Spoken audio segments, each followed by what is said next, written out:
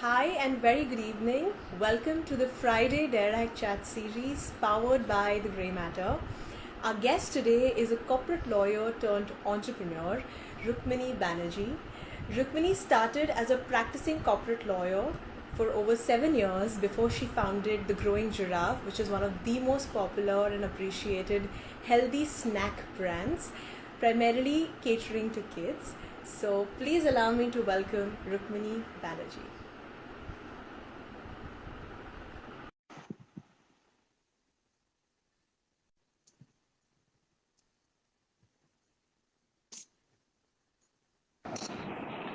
Hi. Hello, how are you Hi. doing? Welcome to Direct. Thank you. Thank you so much for having me here. Thank you. Thank you so much for joining. How are you doing today? Doing very well. Thanks. Fantastic. So, should we get started? Absolutely. Sure. Amazing. Okay, so Rukmini, tell us a little bit about your childhood and what led to choosing law. Sure. So, Shreya, I grew up in the 80s and the 90s where, I saw 70% of the women actually being homemakers. And they were doing a really good job, but they were financially very dependent, right? And I also grew up in a business family where the men in the household were the bread earners and the women were there just to support. I always have been an extremely rebellious sort of a person, right from childhood. And academics, like all our schools are, it was very academic focused, and they didn't give too much, importance to extracurriculars. And if you weren't, a topper, you would always be, following everybody in the rat race, right?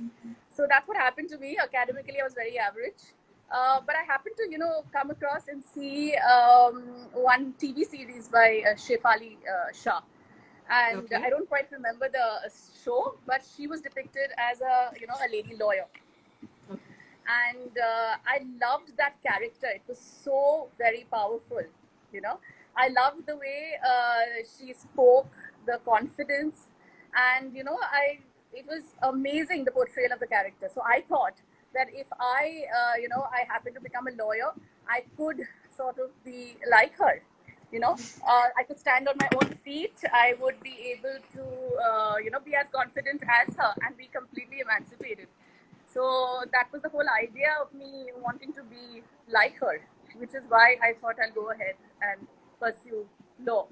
And then, we had a 5-year law course, had to sit for an entrance exam. It was difficult to get through, but we sort of got in. And that's how law happened. Fantastic. And how old were you when I you saw was, these? when I saw the show, I was just 16. So I had no idea what the real world would be like, actually. Amazing. And tell us how were those 5 years at ILS for you? I was in symbiosis, actually. Symbiosis. Symbiosis, sorry, symbiosis for you. My bad. Yeah. So 5 years, it was great. I found a set of friends which I could actually call as family. Um, we were in Pune, right? So now how Pune is. It was Was it your great. first time moving out of Calcutta? Absolutely, yes. It was the first time I got out of Calcutta. I remember when I was in the train, there was my whole family saying goodbye, and they were like all in tears. But I was so happy that I was getting out finally from home. So 5 years were absolutely great. I did I did do well actually in college. I studied not because I was passionate about law, but the only thing that I wanted was to get a job at the end of 5 years. So my focus was to study, get good grades, and get a job. That was the only thing on my mind, not because I was passionate. And while doing that, also, like I told you, my all I wanted to do was just to be with my friends and have a good time. Not like some of the lawyers that I know who were dedicated, who were spent a lot of time in the library researching. Those were the guys who were really passionate about it. I wasn't one of them. Did you feel the need to be passionate about the subject? Like, did you feel that you Absolutely. had to? Yeah, so I now feel that somebody who is in the profession should definitely be passionate about it. At that point, I didn't feel the necessity to be passionate about it. But yeah, that's how it is. Interesting. And so you practiced in the Calcutta High Court for as a litigating lawyer for a year and a half before you went to London for your LLM. How has that experience kind of been for you, and what were some of your learnings? Yeah, it honestly wasn't like the TV series that, the experience that I thought it would be like. It was totally different. So I was a litigating lawyer. I joined a law firm in Calcutta. It was a litigation law firm. And we were a solicitor law firm where our role was basically to sort of brief counsels who would appear in court, right? My idea of, a litigating lawyer was very different. It was like that character, right, I saw. So I thought I would be the one arguing in front of the judge. But that wasn't the case. So when I, stepped into the law firm, I was like a fish out of water. I realized that people there don't actually draft their petitions. They carry the brief, they go to the counsels. Counsels are the ones who draft, they are the ones who argue in court. And you are the ones to sort of be there, support them, know the facts, and let the client know what happened in the meeting and at court. So that was the limited role, right? So I was not prepared for this because, most of my internships have been in Bombay, where the experience is completely different, right? So I was a bit, I was a bit, shocked when I went there. But that's what I did. I tried to, change the way the system was. I tried to draft my own petitions, take them to the councils. It was appreciated, but that's not what the system needed from me. So it was not acceptable. Also, I did appear in front of the judge. I won a case in front of the judge. Wow. But it was a very, very nice experience.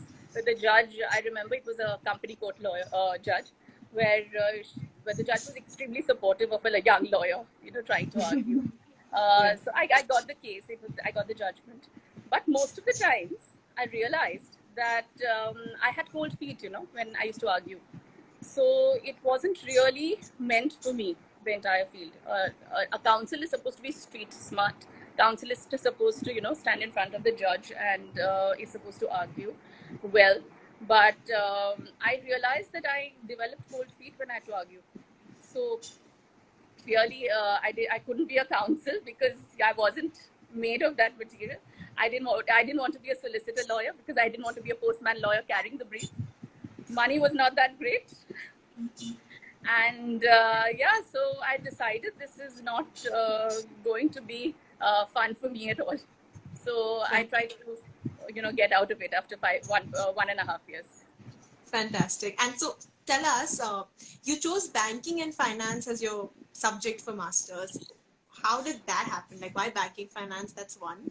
How was London in terms of higher education? If you could tell us a little bit about London and London stories. Also, what did you do after your LLM? Yeah. Yeah, there are 3 questions in this. You must bring it. So I'll tell you, like I told you, I realized that, I wouldn't be successful as being a litigation lawyer in Calcutta because I wasn't just meant for it. I explained why. So I thought that if I do my LLM and that too, a course in banking and finance, I would have the ticket to come back to India and join a corporate law firm. And that's what I thought was my calling after that.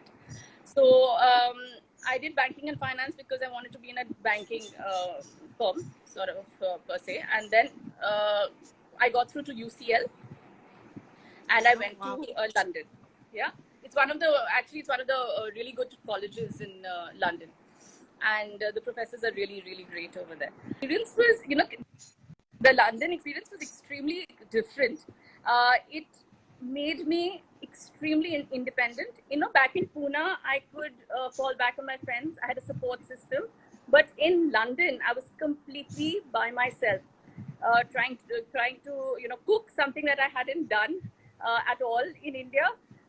Lived in a residential hall with 5 different people, boys as well as girls from different, countries, right? Cooking together with them. And dealing with my fears completely by myself. There was no one to fall back on. So the experience made me who I am actually, and I really discovered who Rukmini was because I was completely by myself, right, figuring out everything. And let me tell you, the education there is extremely different. It's not like how law colleges are here, in the sense that it made education so much fun. We had to study the course before actually going there. So, for example, if the professor is supposed to teach a certain chapter, we would have had to go through the study material before going to class. Just so that the concepts become clear. So we all did that. It wasn't easy work. It was hard work, and it was great. I actually graduated with a merit at the end of it. Fantastic. So you came back then, is it? You came back, or did Yes. you work in London? So I did get an opportunity to work in London, but I chose to come back to India. Came to Mumbai. I actually got married in 2009. I remember in 10 days of my wedding, I got a job offer with a law firm in Mumbai, and I joined the law firm right 10 days after the wedding. Fantastic. So basically, post LLM, from litigation, you entered like the hardcore corporate culture life. Tell us, was the transition easy, difficult? How was that changed for you, especially after your Again, London stay? Yes. So it was actually very difficult, I would say, because I had a litigation experience, then I had a master's experience, and when I came back and joined one of the top law firms in Mumbai, I realized I had to start from scratch, right? Because the others who were my age, they sort of had relevant experience, right, for 2.5 years. And even though I had that experience, it was of no relevance in the law firm, because I had to start from scratch. And there's a lot of flack I got from colleagues saying, oh, you can't even do this. They forgot that, I don't have the experience that they have. And the environment was extremely stifling, because it wasn't the environment that I had in London, and neither was it like anything in Calcutta. It was a completely different experience. I remember I had to go to the washroom at times to sort of take a breath. It was so stifling. Wow. And yet, you post your LLM, you have over 7 years of experience working in different corporate departments of some of the most leading law firms. So, can you hear me? Yeah, I can hear you. Okay, perfect. So, Yeah. so that was just one law firm that you spoke about, but you worked in Yeah. some around 3 to 4 equally competitive and equally brilliant law firms. Tell us, how has that experience altogether been for you, and what has that, what have been some of your biggest learnings professionally and personally from that 7 years of corporate life? Yeah. So, after that, I did go to a couple of law firms after that. And, I kept trying. I kept pushing myself, I just thought, it's okay. If I push myself more, I will do better. And that's how it went. Okay. But what I realized is I had to wake up, work very hard throughout the day, sleep, repeat. And it's okay if you love what you're doing, right? But I realized this wasn't what I wanted to do. But I had to do the same thing for the next 6 years. And I kept pushing myself tremendously. So subconsciously, I was like, maybe I don't want to do this, but consciously, I never wanted to admit it at all.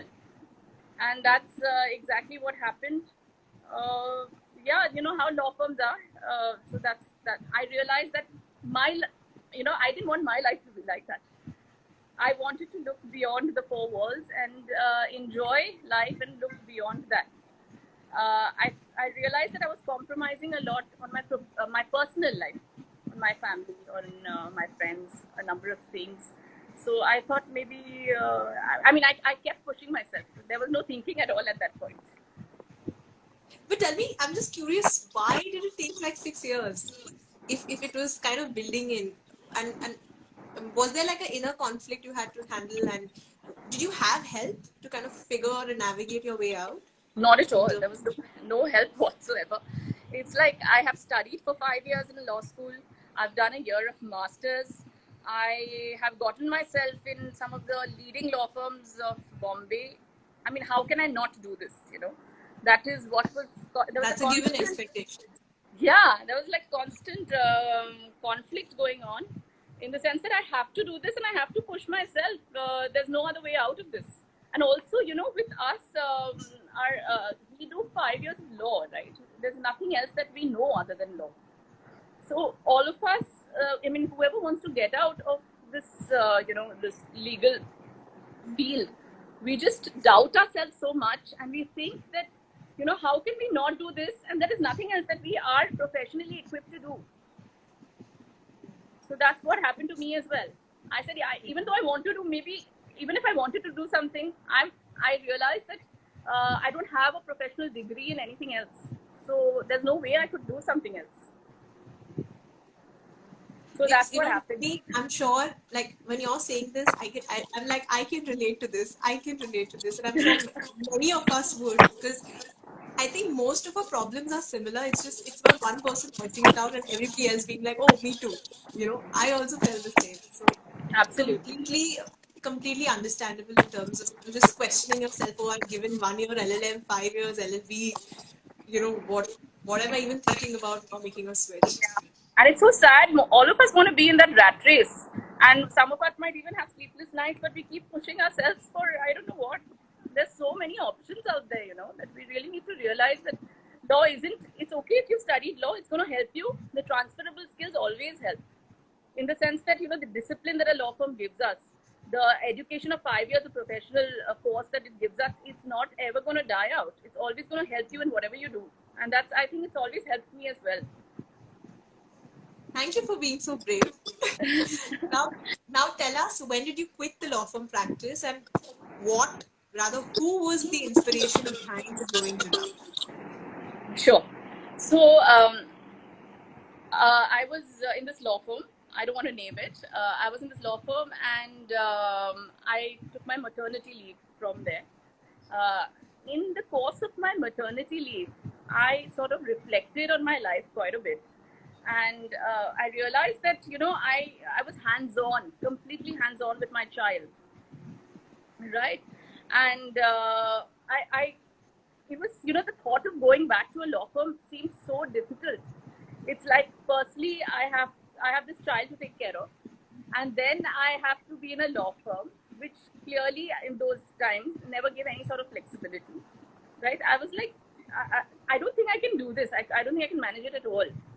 And then I realized that there's such a major gap in the market when it comes to, healthy eating, especially healthy eating for kids, where, if you want to feed your child a puree or something interesting, any meal, you will not be able to buy it. You have to prepare it from scratch, right? So that's how the idea of Growing Giraffe came about, where I thought I could help busy parents. I could help them. In fact, they could just order from my site, okay, and they could order anything that they wanted for their child. They could order a puree or maybe a healthy idli, like a beetroot idli. So that was the whole idea of catering from home and catering healthy, nutritious meals for kids and like infants and toddlers. So that was the whole concept. So I started that. Yeah. No, please go on. So I started that, and I soon realized that in India, where there are so many nannies and grandparents, parents who are always there to sort of quickly turn out something for the child, it's difficult for this business to sort of run. So that was a realization that came to me very soon. We were on Zomato, we were on Swiggy, and I had to sort of quickly pull myself out, because I realized this is really not going to, work out in the long end, in India especially. Yeah, so from healthy catering, you then, moved to nutritious bars and cookies for kids. How did that idea come about? So, like, there was this constant, effort to put interesting things in my menu. And I thought of also introducing pizzas, healthy pizzas, healthy nutrition bars, biscuits. So I did this course in this place called Whisk in South Bombay. Okay. And they really taught me to bake from scratch, right? So they taught me how to bake these really nice nutrition bars. And when I finished the course, I took those samples back home. People tasted it, and I couldn't stop eating them. They were so good. And that's what I put in the menu. Yeah. I put in the menu. Everybody started ordering those, I'm just And curious, how did you come up with the name The Growing Giraffe? the growing giraffe, because all our moms want our kids to be really tall, right? Just like the giraffe. Oh, Yeah. that's super cute. Okay, so what started from your kitchen has turned into a full-fledged commercial food business. Okay, how does it feel to be an entrepreneur, and more so, how does it feel to be the founder and owner of The Growing Giraffe? Yeah, it feels absolutely wonderful. I'm so glad that I'm being able to, sort of make a difference to parents, so that they can order these snacks which are completely without preservatives and impurities. So I think I am helping a lot of people, a lot of parents, in fact. I'm helping them to sort of help their children develop healthy habits. Very gratifying, isn't it? I was going through your website, and the kind Yeah. of client feedback you have is insane. Like, what Thanks. I was like, "Well, after this chat, I'm definitely going to order some bars. Let me figure what is this nutritious bar everyone's talking about." Yeah. Clearly, you created a buzz in the health industry. Thanks so much. The whole, I didn't tell you what exactly happened. So when I put it on the recipe, uh, some of these mothers started, ordering, and they said, "Why don't you make these nutrition bars without sugar? Why don't you Hmm. make the texture soft for our kids?" So that's why nutrition bars for kids and cookies for kids, so that Wow, children as young as 8 months can also have those cookies. wow, fantastic. Yeah. Tell me, how was 2020 for your company? 2020 for my company has actually been great, I would say, because we actually got this time to do a lot of R&D. Hmm. So we hired these food technologists to sort of look at our existing products and increase the shelf life, to help to increase the texture. And Yeah. so we gave a lot of time to packaging. Earlier, our packaging was very different. It was just in pouches. We've changed them to boxes. We Each of our nutrition bars are packed in sort of small small pouches, small tiny pouches, which are put in a box again. So about 10 of them are put in a box. Took a lot of time. We gave it to a designer who designed the boxes that you see now.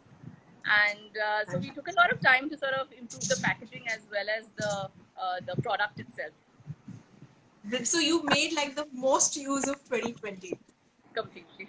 on the Yes. R&D side. Fantastic. Yeah. Okay, so despite of a successful business, you still are associated with the legal field in certain specific capacities. Tell us about what you do as a consulting lawyer these days. Sure. So I was a transactional lawyer, right, before when I was in the law firm. Now this time, I dedicated this time to growing giraffe, and now then while I was making these toddler snacks in the first avatar of growing giraffe, as well as now the current avatar, I always missed law, right? It's like I couldn't get it out of my system no matter what. But now um I am doing law in a consulting capacity and in my own terms, right? So I don't have this boss or seniors telling me exactly what to do. The experience that I have of the last 10 to 12 years, I am helping my clients, my retainer clients, as well as other small businesses. I'm helping their contracts, so sort of the wet contracts, the draft contracts for them, and we've also helped them in a number of seed funding Oh, transactions. wow. Yeah. So I don't want to ever let this experience go. So that is still going on, and I work from home. Interesting. And so basically, you're a consultant. You're a Yes, consultant. It's basically what law firms do. It's just that you're doing it solo. exactly. And my Fantastic. husband also helps me out with that. He's also a lawyer. Amazing. Yes. Amazing. This is so nice. And it's so refreshing because then you know that, you don't have to limit yourself to a law firm. These are some, there is a demand and requirement of hiring consulting lawyers as well, which again Yes. gives you a scope to choose what field you want to work in. Exactly. That's Yes. fantastic. Okay, so my last question to you is, since you have so much of experience in the corporate field, any piece of advice for law students who may be unsure about the law? Sure, absolutely. So I would, tell all of you, I mean, the kids, that don't follow the rat race. It's okay. Even if the whole world wants to be in a transactional lawyer, it's okay if you want to be a different sort of a lawyer. It's completely okay. And I would just say follow your passion, because these kids have shown me what, if they follow their passion, the amount of money that they can earn, right? So if it's law, then definitely follow law. If it's something else, it's okay if you've given in those 5 years. You'll carry with you a lot of transferable skills all your life because of those 5 rigid years in law school. So don't feel bad if you don't want to do it. It's absolutely fine. Just follow your passion, and there's a lot of potential in all of us. Just tap on it, and you'll go wherever you want to go. There's like so much of positivity radiating through the screen right now. No, but such a sweet message, Rukmini, straight from the heart. And Yeah. thank you so much for being so authentic. Thank Thanks. you for Thanks. spending your Friday evening with the Grey Matter. You know how important weekend evenings are for everyone. So we really appreciate It was a it. complete pleasure to be here. Thanks Yeah. so much for having me. Okay, so there was one question where I think it was Tanisha who asked that are adults allowed to have these Oh, yes, bars? completely. We say it's for kids because it's so clean and the ingredients are so pure and natural, but it's meant for everyone. I know a lot of grandmoms and moms who are absolutely loving the product, and they buy it regularly from us. So, anyone who wants a healthy sort of an alternative, who wants to move to healthy biscuits instead of the regular maida biscuits that you get, please. It's meant for everyone. It's meant for everyone. Let's all try. Yes.